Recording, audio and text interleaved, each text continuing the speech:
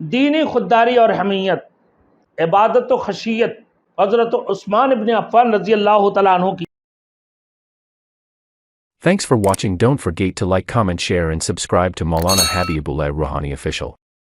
دینی خودداری اور حمیت، اسلام نے اس فطرت کو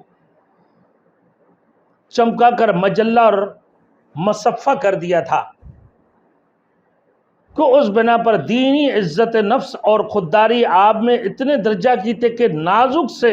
نازک موقع پر بھی آپ میں لچک پیدا نہیں ہوتی تھی،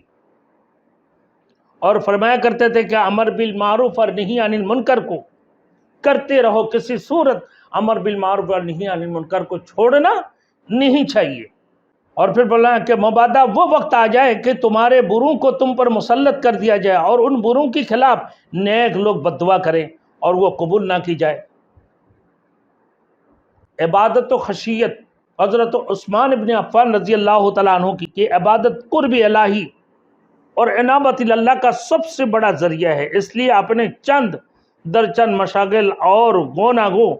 مصروفیتوں کی باوجود بھی عبادت کثرت سے کرتے تھے، اور فرائض و واجبات کے علاوہ سنت اور نوافل کا بھی اہتمام کرتے تھے۔ نماز بے حد خوشگذر سے پڑھا کرتے تھے، اس میں اتنا درجہ معافیت ہوتے تھے کہ وہ گرد و پیش کی کوئی خبر نہیں ہے، آس پاس کی ارد گرد کی ان کا کوئی خبر نہیں ہوتے تھے۔ عبداللہ رومی رحمۃ اللہ علیہ کہتے ہیں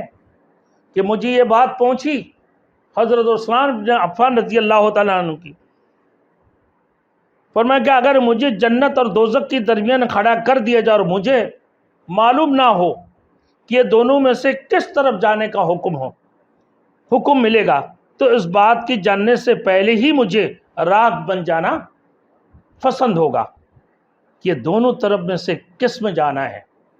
کہ دونوں طرف جنت اور جہنم، اور میں فیصلہ نہیں کر پا رہا ہوں، اور اس بات کی سوچنے پر میں اگر مجبور ہو جاؤں نا، تو فرمایا عثمان ابن عفان رضی اللہ تعالیٰ عنہ کہنے لگا کہ پہلے مجھے